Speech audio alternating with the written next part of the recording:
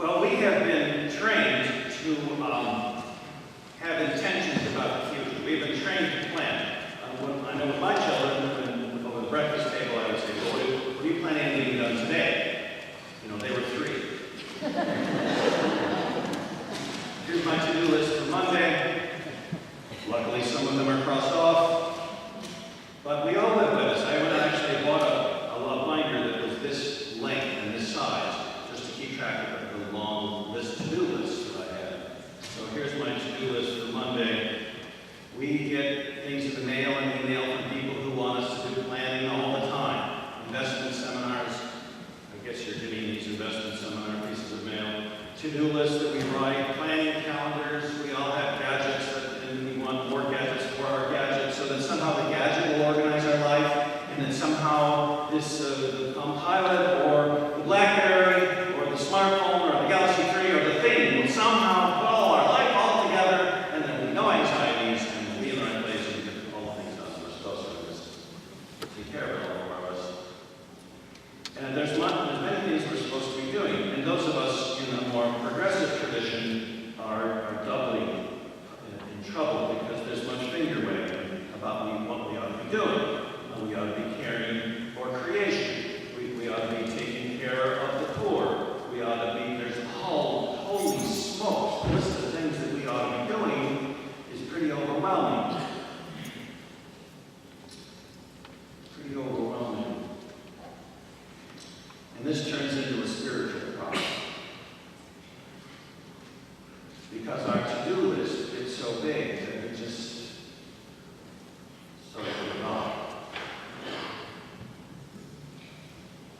Our to-do list brings on so much anxiety that this business of having good intentions beaten out of us because so often it hasn't happened. So often it just doesn't work out. So often we want it to be just right. You know, we were trained in school, if you don't get a good grade, something's wrong with you, and so we want everything to be just right, and it's left over, and so then we start a new project, and it's not just right. We sing a hymn, and it's not just right, and so, and then all of a sudden anxiety hits, I don't like the hymn, for instance. Or the thing that we do doesn't turn out to be perfect, and we know it in the midst of the planning, it turns out to not be perfect, and so there's anxiety about the fact that it won't be perfect. These massive responsibilities, these paralyzing anxieties come into it. Max Forster, in 2006, wrote a book called Do It Tomorrow. You know, we get all these messages. Do it now. Go up, make the list, and check off the list, do the thing. And he said, you know, sometimes that just paralyzes us. He says, do it tomorrow.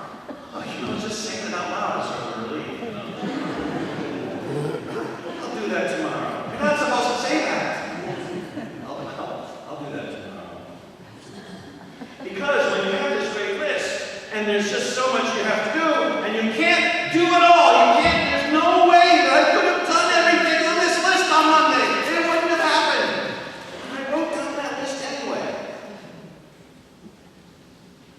And so, because I couldn't do anything, I had to sort of be blind to some things that really needed to be done. I had to be blind to some things that came up that day, right in the middle of the day, to get my to-do list done, because that seemed more important. The Pharisees, you know a story about the Good Samaritan, where the Good Samaritan sees a guy on the side of the road who's having trouble and takes care of him. And before that, they say, oh, there's a Pharisee that walks on the other side, there's a tax collector that walks on the other side. And believe you me, when those Pharisees woke up in the morning, they did not write down on their list of things, see somebody beside the road, walk by on the other side. That was not their intent. They had all sorts of good things that they were doing.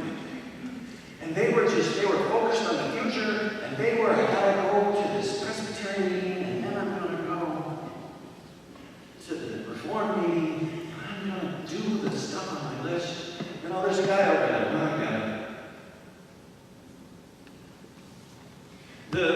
in this parable that Jesus tells here, the second son says, I go, sir, but then he did not go. So what kind of conclusion do we come to? Well, that he's a liar. He's a damn liar. He said he was going to go and didn't go. No. He had every intention of going.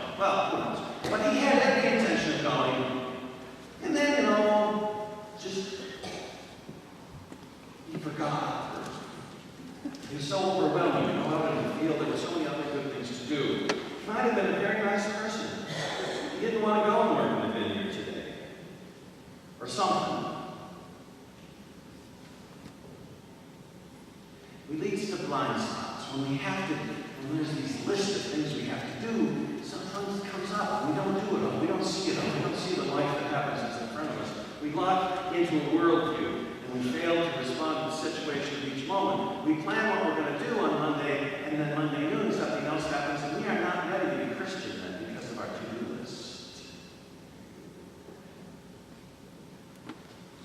We fail to realize that at every moment we are not in charge of the future. We are not in charge of the future. We may help God bring the future into creation, but we are not God. One of the reasons the AA program is so successful is they say, look, you don't have to make promises forever. You don't have to stay sober for 10 years. You don't have to stay sober for 1 week. All you got to try to do is stay sober for 1 day. And you deal with 1 day, and they have discovered that 1 day at a time is a revolutionary sort of idea. You don't have to have the intentions for all time and all space. All you have to do is get through 1 day. I think I can manage 1 day. Because, you know, when you make those global sorts of resolutions, I have been going around asking people about their New Year's resolutions. Do you remember those? The New Year's resolutions that you make? Is there anyone here that has ever kept a New Year's resolution? Ever? Please feel free. I'm looking for one. Just one. Just one New Year's resolution that anyone has ever kept. Please, someone, sometime, space. Kept one. Anyone raise your hand? I have one in the back. Thank you very much. Do I hear two? Two. No. Okay, so we're one. Out of the thousands of resolutions that are in this room, one person who may or may not be telling the truth kept that.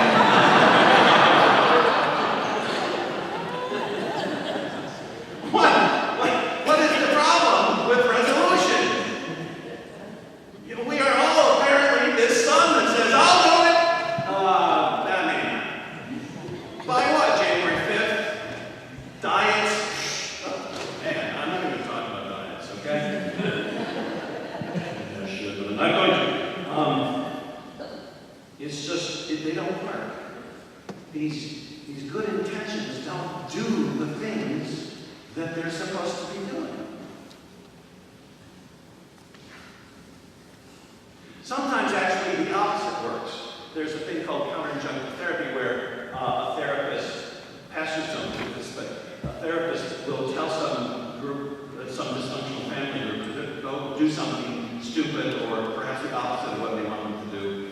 And the family will rise up in rebellion against the therapist and get together and collude as to how not to do what the therapist wants them to do.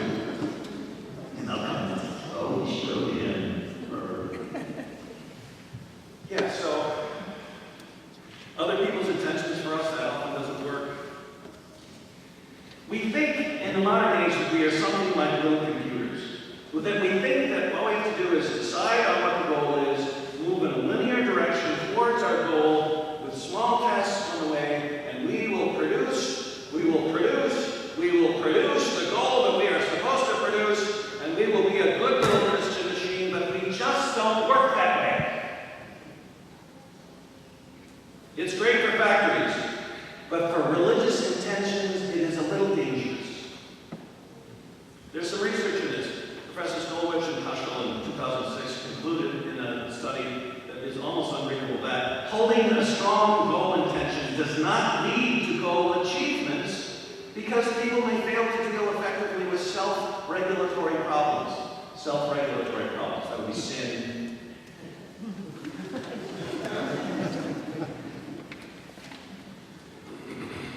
I'm going to tell you a story. This is not a true story.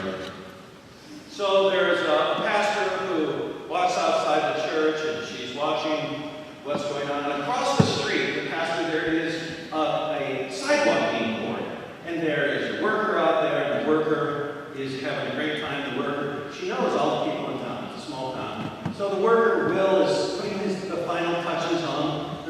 trowel. He's just doing that final trowel off, and the little lines are drawn. It's just a trowel. Why are they doing so much? Who knows? But there he's troweling it, and he's sitting back and he's conscious, and the work is just about perfectly complete.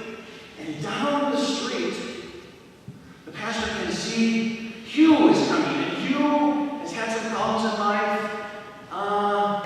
He has been known, it's 2 in the afternoon, and he is clearly drunk. He's clearly drunk. And she sees him sort of staggering into the sidewalk that's just been worn. And she sees this happening. Here he comes. Hugh is walking down the way, and there's Will over there. He's having the final touches on, and Will looks up with great alarm. And no, so Hugh does not know what's going on, marches right into the sidewalk. Whoosh. And Will, who has just finished the sidewalk, is beside himself. He walks over, and she fears violence, so the pastor goes out and separates them. And Hugh is ready to strangle, and Hugh is ready to be strangled by Will, who's just finished the sidewalk. And she says, now, Will, you know, he's got some problems, and we have to forgive. And Will says, Pastor, I know we're supposed to love people in the abstract, but I can't stand them in the concrete.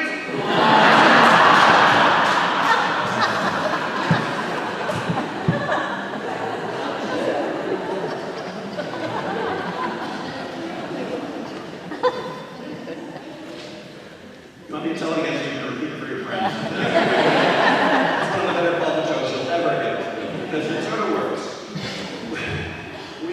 We're told, we sort of come here, we sing songs about love and the abstract, but when it comes to the concrete, we're not so good. We have these to-do lists about how we're supposed to love, and then when the moment comes, but it may or may not be on our list, you have trouble loving people in the concrete. So what's the answer?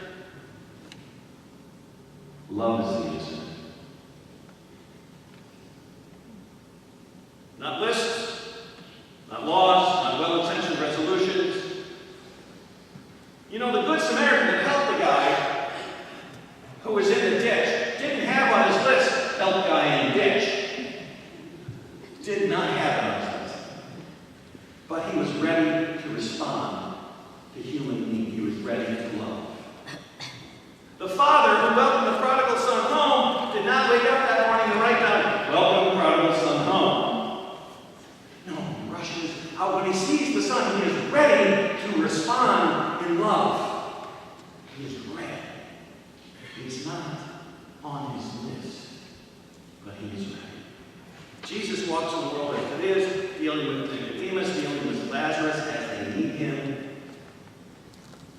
Jesus, who yells at all of those who pile up weights and obligations at the end of Matthew, Jesus says, they tie up heavy burdens, hard to bear, and lay them on the shoulders of others, but they themselves are unwilling to lift a finger to move them.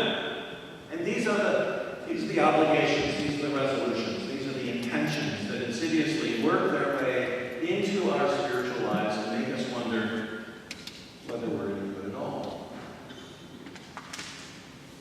Not in onerous obligations, but in readiness to respond in love that places someone else's will, someone else's needs before our own. There are 2 ways of changing cat litter, at least. So you could say to yourself, I have a cat, and in fact the litter needs to be changed. This has nothing to do with my domestic situation on the record show.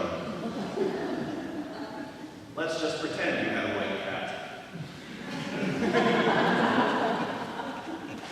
So you have a cat, and the litter needs to be changed. This is what needs to happen. So you set up a list and say, okay, on Tuesdays and Saturdays at 8 o'clock, I am going to change the litter. Tuesdays and Saturdays at 8 o'clock, I'm going to write it down on the list. I'm going to put it on my calendar. I'm going to put it in my compile. I'm going to put it in my Android, and it's going to show up on my Google Docs and all my Google calendars. And at 8 o'clock on those 2 days, I'm going to change the cat litter. And now it all turns, and now it becomes a task. It becomes something that frankly has very little to do with the cat. It is turned into an obligation, and it is turned into something that I have to do, whether I like it or not. I'm not sure I like it, it's smelly, it's an obligation. Tuesday at 8 o'clock. I don't feel like doing it Tuesday at 8 o'clock. And I don't want to do it. That's one way of changing the calendar. And you know, it often gets the calendar changed. Often. Not always. And then there's the other way of changing the calendar. When you look at a cat. Look, we have a cat. Oh, I love this cat. I wonder what this cat needs. Some food. Maybe I have to think about the cat a little bit more. Maybe the cat, it's sort of unpleasant. You know? It's not something I want to think about. But I look at the cat and I love the cat. And as I love the cat, looking at the cat, I say to myself, gee, I wonder, yeah, I think I should check that cat. Because I love that cat. Not because it's Tuesday at 8 o'clock. Because I love that cat. Now, this way of looking at the world, in which it's love, not lists, does not excuse empty-headedness, does not excuse shallow emotionalism. It does, however, bring us into the now. It does bring us from our ideations about how the world ought to be, or how I want the world to be, even in relationship to my own behavior, and what is happening at this very moment. It's not tomorrow's fears, it's not yesterday's guilt, it's now. It's not a predetermined response, but it's perhaps a changing of your mind. Because that son, that we have mixed feelings about both these sons, changed his mind and did. Let me read it again. A man had 2 sons. He went to the first and said, "Son, go and work in the vineyard today." He answered, "I will not." But later he changed his mind and went. The father went to the second and said the same, and he answered, "I go, sir." But he didn't. A simple readiness to love, a readiness to change our minds, can change our life. So who shall we be?